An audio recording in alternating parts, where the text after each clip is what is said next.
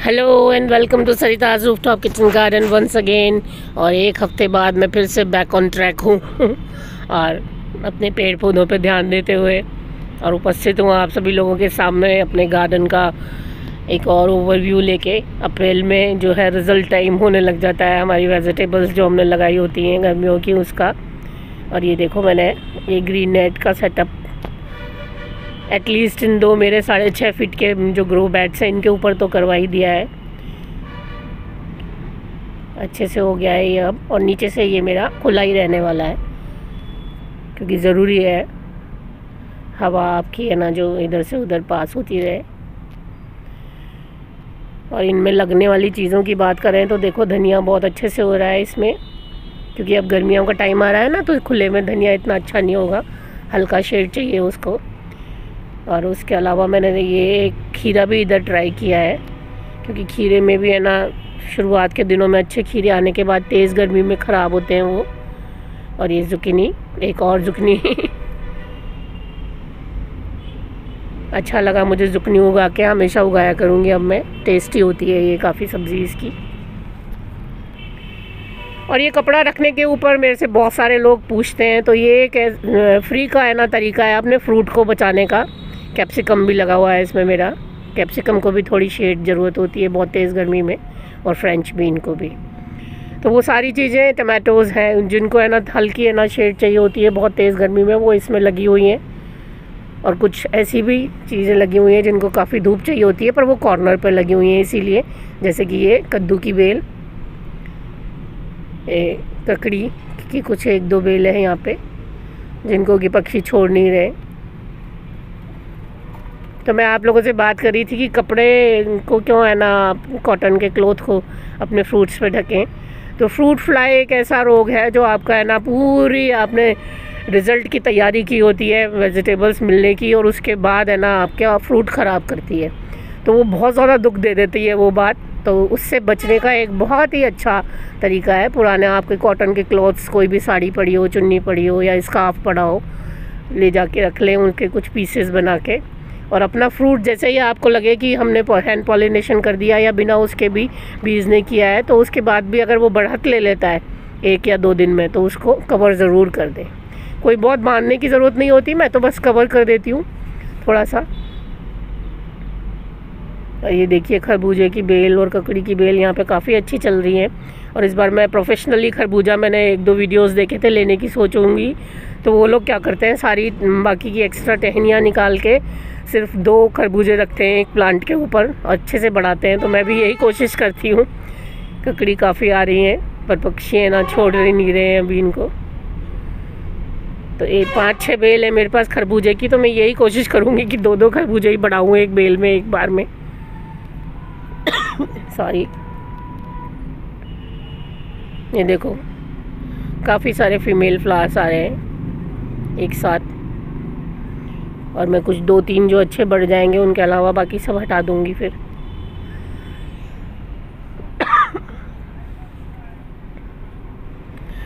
तो ऐसे तो सुबह शाम की, क्योंकि साइड से खुला हुआ है ये, तो धूप आती है थोड़ी थोड़ी, और कॉर्नर पे मैंने वही बेल लगाई हुई हैं जिनको धूप की ज़रूरत होती है।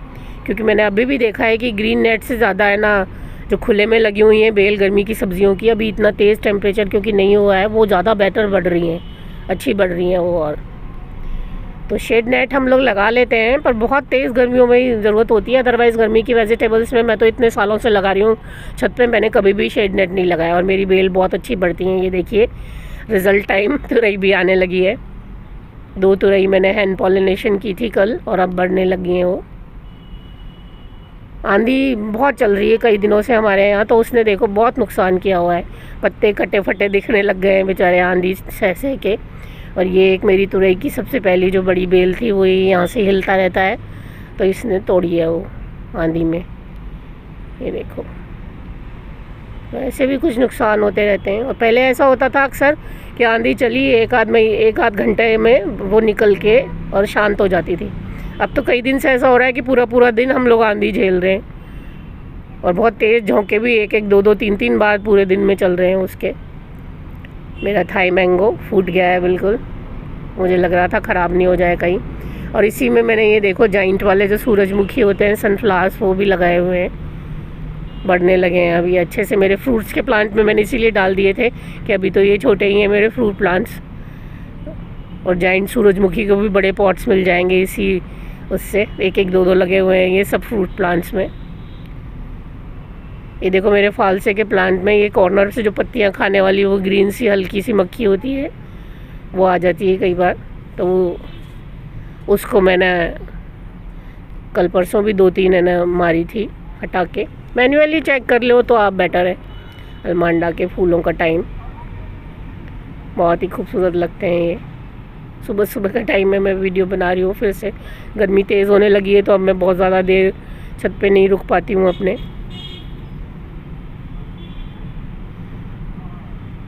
गर्मियों में बस ये अच्छा लगता है मुझे, ये जो सारे साल वाली बेलें होती हैं चलती हैं जो गर्मियों में फ्लावर्स देती हैं, मोगरा, अलमांडा, टिकोमा। और ये देखो मेरी बालकनी के प्लांट्स ऊपर आने लगे हैं। अब मेरी बालकनी में धूप का कोई ख़ास सिस्टम नहीं है और मेरे से 2 जगह मेहनत भी नहीं होती। अब ये वाली मक्खी की बात कर रही थी, देखो मैं आप, ये कॉर्नर्स खा जाती है पत्तियों के, तो मैं तो मैनुअली हटा देती हूँ। ये देखो इस तरह से कॉर्नर खा जाती है। फालसे के प्लांट में दिखाया था ना मैंने बड़ी बड़ी पत्तियों में, ये देखो ये कॉर्नर्स को खा के और बदसूरत सा कर देती हैं पत्ते को। पिछले 1 हफ्ते में जब बीमार रही तो मैंने ये देखा है कि बहुत ज़्यादा प्लांट्स के पीछे ना पड़ो ना तो वो अपने आप निपट लेते हैं कीड़े वीड़ों से। तो ये टमाटर आते हुए, और ये देखो बिना शेड के हैं ये सब टमाटर। इसलिए कहने की बात है कि शेड अभी तो 40 से ऊपर भी नहीं गया टेम्परेचर, तो ज़रूरत नहीं है बहुत ज़्यादा। नींबू बढ़ने लगे हैं अब, और ये गुच्छों में है इसमें नींबू जहाँ पे भी हैं।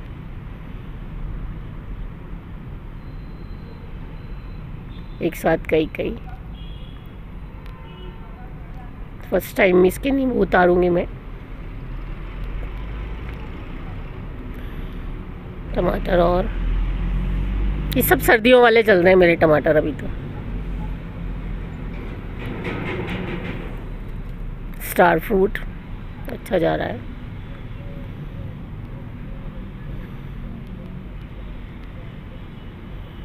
और मैं आपको बोल रही थी कि प्लांट्स के ये देखो फिग आ गए इसमें, 2 साल में 2 बार फिग आते हैं इसमें।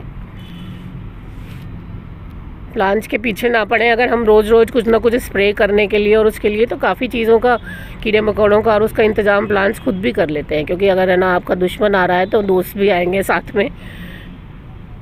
और ये देखो मैंने छाछ दिया है इसमें 1-2 हफ्ते हल्का सा, और उससे कितना घना और अच्छा सा ग्रीन ग्रीन सा हो गया मेरा करी लीफ का, मीठे नीम का पेड़ जो है।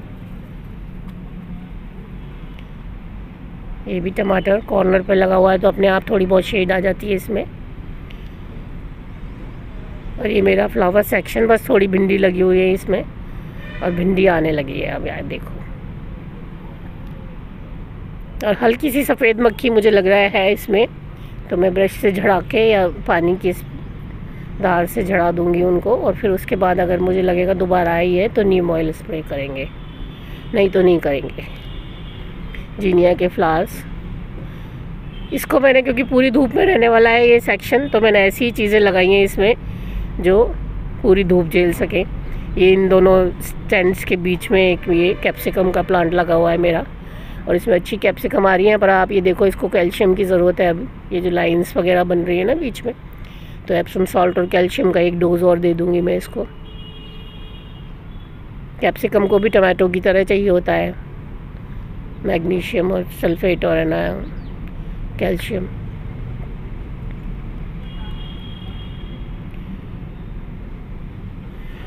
तो मेरी हार्वेस्टिंग भी बैक ऑन ट्रैक है अब, अप्रैल आते ही।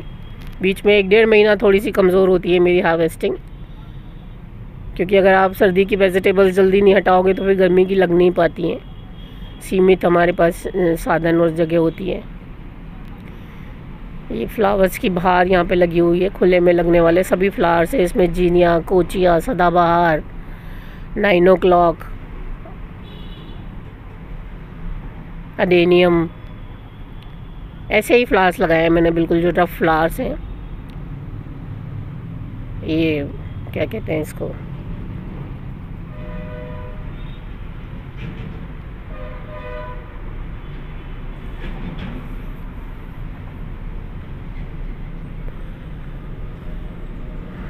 बेलें बढ़ती हुई ये आंधी की चपेट में सीधे आती हैं तो काफ़ी है ना टूट जाती हैं कई बार बेल। बालकनी अब धीरे धीरे मैं खाली करने लगी हूँ तो वहाँ से स्टैंड्स वगैरह भी उठ के आने लगे हैं। कुछ एक प्लांट से छोड़ूंगी मैं, पानी देने में चूक हो जाती है नहीं तो गर्मियों में फिर ऊपर तो सब में एक साथ लग जाता है। और इनको तो देख के ही दिल खुश हो जाता है मेरा, सारे कलर्स हैं मेरे पास। और अभी तो ये शुरुआत में ही है, जब बहुत अच्छे से बढ़ जाएंगे तो और अच्छे फूलों से ही लदा रहेगा ये सब। और यहाँ पे भी मेरे खरबूजे ककड़ी के कुछ प्लांट्स लगे हुए हैं तो खरबूजा तैयार होने लगे हैं। अब तैयार तो नहीं कह सकती पर हाँ आने लगे हैं, बढ़ने लगे हैं। अब खरबूजा तो फुल लेंथ जब वो पूरा साइज़ ले लेता है ना उसके बाद भी 45 डेज़ के लगभग उसको पकने में लगते हैं। फ्लावर्स से लदे हुए हैं बिल्कुल। पर इस बार मैं लालच नहीं करूँगी, कुछ एक ही रखूँगी, मैं बढ़ने दूँगी। ये देखो ये बढ़ने लगा है, कितना सुंदर लगता है छोटा सा फ्रूट।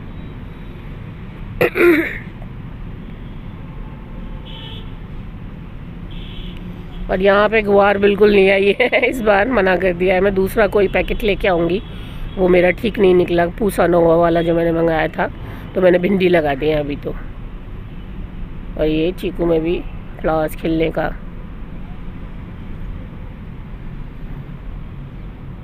काम हो रहा है।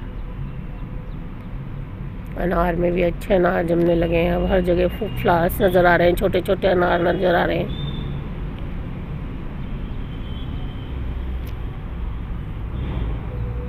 फ्रूट प्लांट्स मेरे बिल्कुल बढ़िया चल रहे हैं क्योंकि अब मैं अच्छे से केयर करती हूँ उनकी। पहले तो बस मैं लगा के छोड़ देती थी, ये तो पूरा प्लांट भरा हुआ है फ्लावर्स से। पहली बार थाई गुआवा वाला जो मेरा है, तो देखते हैं अब इसमें कितने जमते हैं।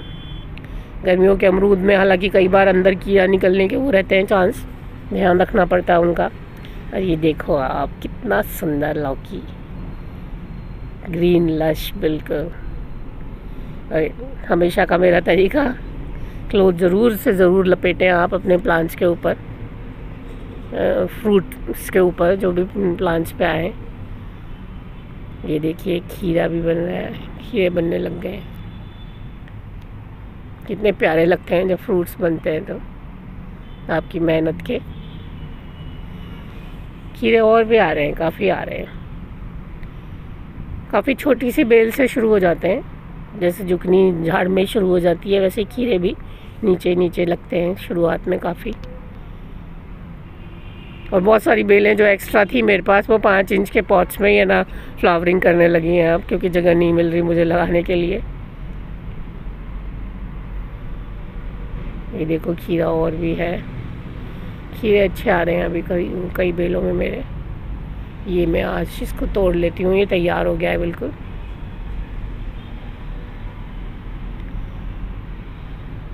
और लौकी में तो इतनी बीच में फीमेल लौकियाँ आई, फ्लावर्स आए, पर मेल नहीं थे उस टाइम और आंधी की वजह से ख़राब हो रहे थे सब, तो मुझे बड़ा दुख हुआ।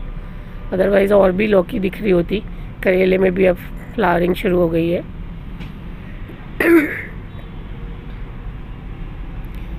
ये कॉर्नर वाला सेक्शन है बिल्कुल, मेरा सामान भी रखा होता है यहाँ पे थोड़ा सा। और ये कट्टे आ गए हैं मेरे एक्स्ट्रा मिट्टी के भरे हुए, कद्दू, लाटू घिया, ये सब लगी हुई हैं इसमें। और ये मेरा 24 इंच का जो ग्रो बैग था उसमें मैंने 4 बेलें लगा दी थी। एक कद्दू है, एक लाटू घिया है, एक खीरा है और एक और है, 2 घिया हैं शायद इसमें। अमरूद फिर से पूरा लगता हुआ। और गर्मियों में बहुत ज़्यादा अमरूद देता है ये, जबकि मुझे लगता है कि सर्दियों में ज़्यादा देने चाहिए अमरूद।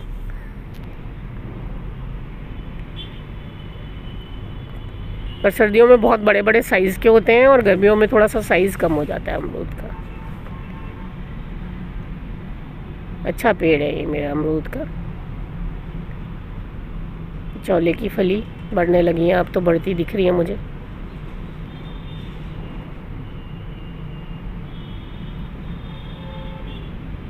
आज मैं लिक्विड फर्टिलाइज़र भी डालने वाली हूँ इनमें। और बस अप्रैल शुरू हो गया ना, अब इस महीने बस मैं ये एक बार ही दूँगी, उसके बाद से फिर मैं लिक्विड फर्टिलाइज़र पे बहुत ज़्यादा है ना डिपेंड नहीं करूँगी, सूखा डालूँगी फिर मैं। या तो फिर जाइम वगैरह का जो होता है ना अपन स्प्रे करते हैं वो करूँगी। ये सब मैंने तैयार किए हुए हैं अरबी, हल्दी, अदरक के इंतज़ार में। और अब मैंने दूसरी जगह जो गाड़ी हुई थी वो भी निकाल के यहाँ प्रॉपरली लगा दी है, क्योंकि अप्रैल शुरू हो गया ना, अब इनका टाइम हो जाएगा लगाने का। अदरक भी देखो आप, अब बाज़ार से जो आ रही है ना उसमें आईज़ आने लगी हैं, तो ये बुआई करने का टाइम हो गया अब इनका।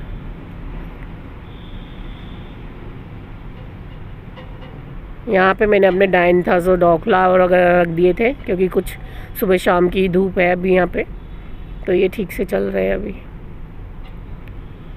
इस बार मेरे पास गर्मियों में शुरू हो गई है गर्मियाँ, तभी भी फ्लावर्स भी अच्छे खासी मात्रा में मैंने लगाए हैं इस बार। और ये मेरी रेड कैप्सिकम के एक्स्ट्रा प्लांट्स जो मैं छोटे पॉट्स में निकाल के रख देती हूँ। बस इसी तरह से खिलखिलाती हुई मेरी छत। पिछले 7 दिनों में मैंने पानी देने के अलावा और कुछ नहीं किया प्लांट्स में, पर फिर भी बहुत खुश और हेल्दी। और इसीलिए मुझे लगता है कि प्लांट्स को खुद को भी बढ़ने देना चाहिए अपनी मर्ज़ी से, हमेशा उन पर लदे नहीं रहना चाहिए। रिज़ल्ट्स मिलने लगे, उम्मीद करती हूँ वीडियो आपको पसंद आएगा और आपको और मेरा साथ बना रहेगा। वीडियो पसंद आए तो प्लीज़ मेरे चैनल को सब्सक्राइब ज़रूर करें, मेरे वीडियोज़ को लाइक एंड शेयर करें। बहुत बहुत धन्यवाद।